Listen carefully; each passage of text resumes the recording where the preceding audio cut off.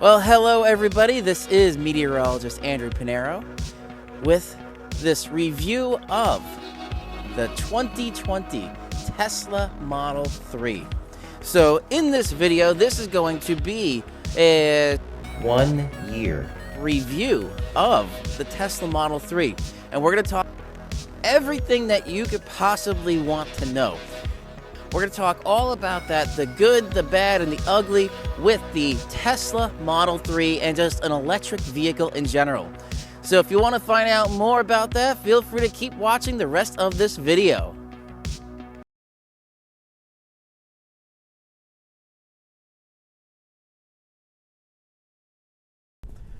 Alright, so let's talk a little bit about range and range anxiety, which is a thing out there.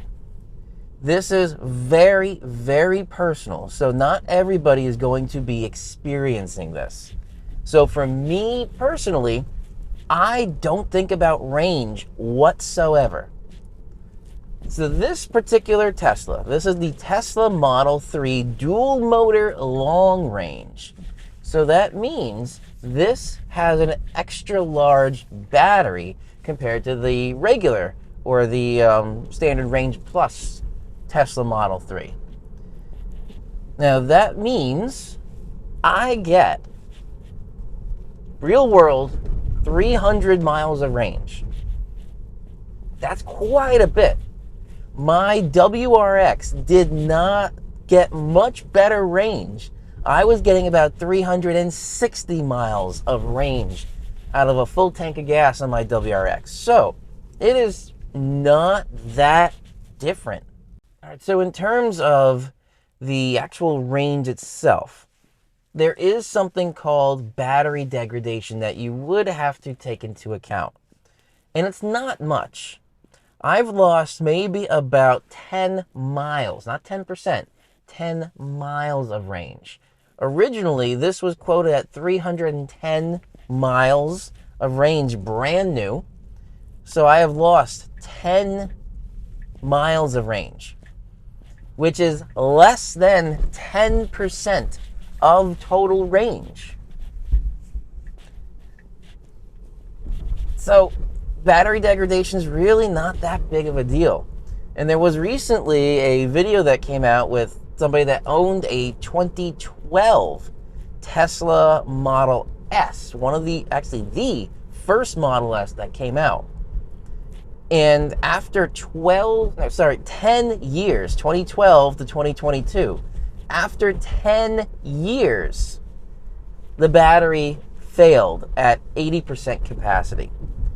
So right now, maybe I'm at something like 96, 97% capacity or battery health, if you think about it with smartphones. So I'm not worried about battery degradation. Now, range, again, has dropped it down, so I'm getting about 300 miles of range during the summer. In winter, to heat up the car, it's much less efficient. So in the winter, I'm only getting maybe about 280 miles of range. So worst case scenario, I'm getting 280 miles of range. If my daily commute is 1 to 2 miles, that's it. I have nothing to worry about. I have even taken a trip from New York City, Manhattan, to Philadelphia on one charge. I didn't even charge up to 100%. I charged up to 90%. Because if you charge up to 100%, yeah, you'll get more range, but you'll also lose the regenerative braking. So I charged up to 90%, and I was able to get from New York City to Philadelphia. And then I was able to get from Philadelphia about halfway up New Jersey before I needed to charge. And then I stopped at a supercharger for maybe about 20 minutes. And I know it's kind of cliche now with the fast charging. It's like, yeah, you get out, get a snack, stretch your legs. But yeah, that's exactly what I did. I was able to get out, go to the bathroom, grab a little bag of chips and a drink, and then by that time, I only had to wait maybe another 5-7 minutes until the car was done charging enough to get back on the trip. So range and range anxiety, it is a thing. For me, no. This is perfect. This is actually more range than I need. What I really needed the dual motor for was in New York, the snow. Rear wheel drive is something you do not want in the Northeast US. So I wanted to get the all-wheel drive version, which is this, but you happen to get the longer range. So it's perfectly fine for me. So in terms of range, you have to take a look at your specific driving situation. Can you get maybe a week worth of 300 miles? Also, you have to look at your charging situation. I charge at home and I just plug in when I need, and that's it. So if you're able to charge at home every day, range really isn't a concern. But if you live in a place like New York City or in an apartment somewhere where you can't get access to a level 2 charger specifically, then that may be a bit more of a concern for you if you have to try and find fast chargers all the time. All right, so to wrap up my thoughts on range, it really is too specific to your particular situation for me to say range is an issue or range is not an issue. For me, I really only lost 60 miles of range going from my WRX to this. 360 miles to 300 miles. So for me, I have no issues whatsoever. All right, that wraps up the little range chat. Let's move on to the next section.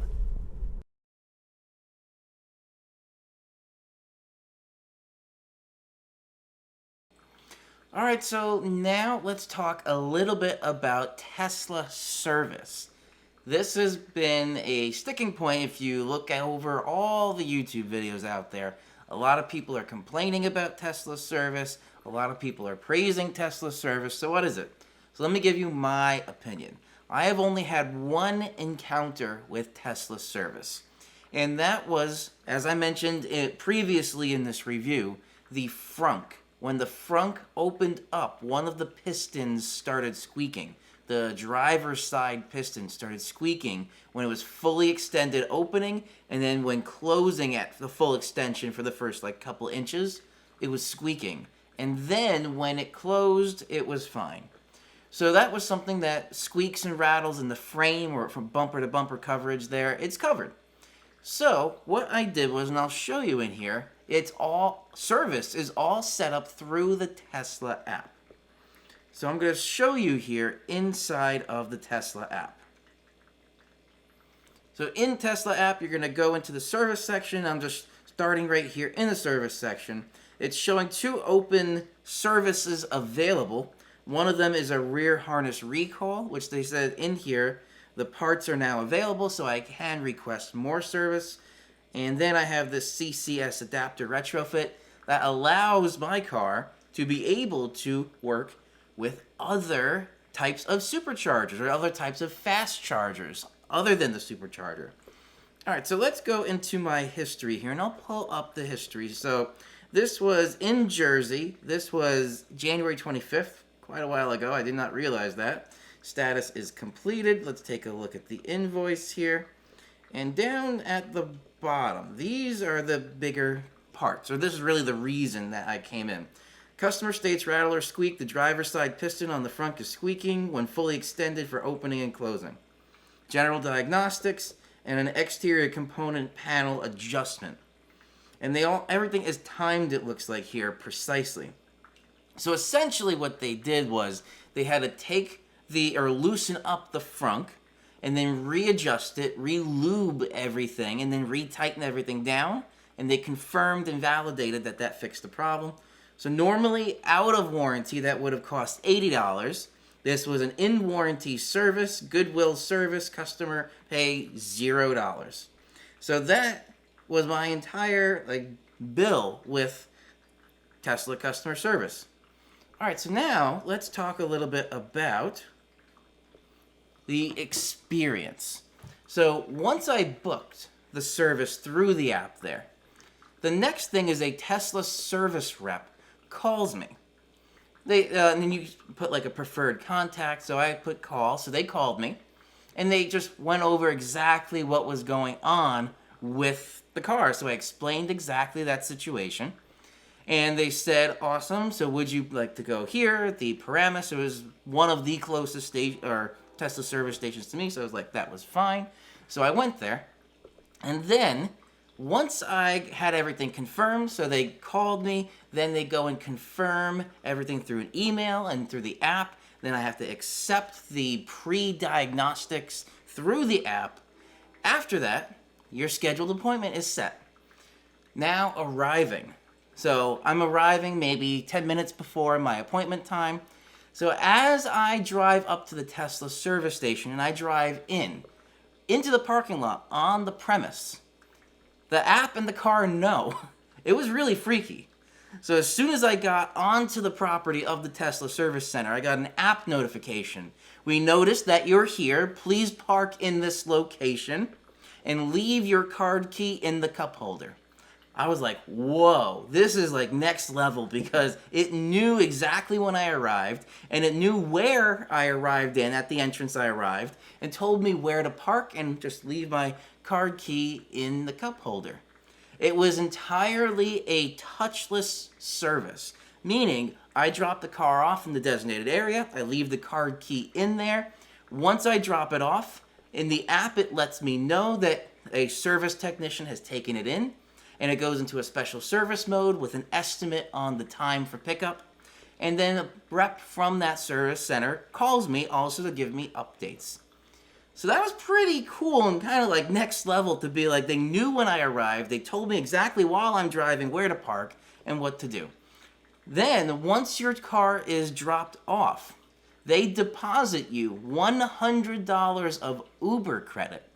So if I didn't have anybody to come pick me up, so I had my wife Meg come pick me up, and then we just went.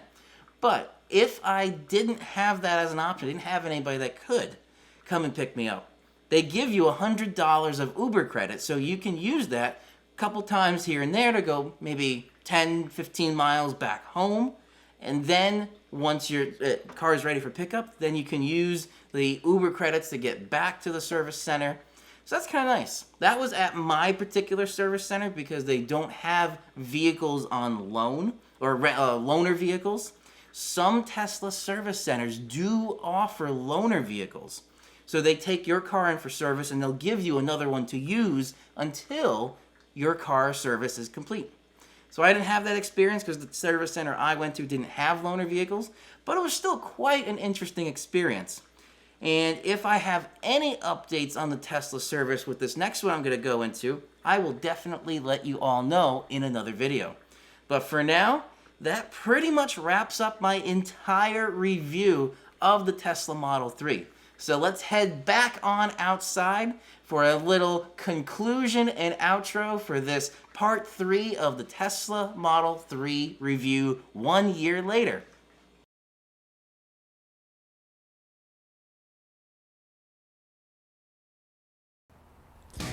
Alright, well that is a wrap for this video. I hope you all enjoyed, and this was a really deep dive, longer video, but I hope you enjoyed the look really into the Tesla Model 3, because EVs really, it looks like, are going to be the future of transportation in general. And this is a great, and I mean a great, entry level into the EVs. But overall, I have zero regrets getting the Tesla Model 3. And especially now in the sunlight, I really, really love the white. I love the way the white looks on this. So it's gonna take some getting used to, but I encourage at least everybody to at least test drive an electric car. You don't have to actually go and get one because they are a big upfront investment. And in the long run, they will save you some money on gas and maintenance. But again, it's a big upfront investment. But I would encourage everyone to just take a test drive. If you know someone that has a Tesla or any kind of electric car, just ask them, hey, can I just drive it around the block just to see how it is? So I would encourage everybody to do that. Electric cars, they're here to stay. They're great now, or good now, I guess I could say, but they're only gonna get better and better and more efficient and just have better features. All right, so that is a wrap for this video. I hope you all enjoyed the look at the Tesla Model 3. If you have any more questions or comments, feel free to leave them down below. And as always, I will see you all in the next video.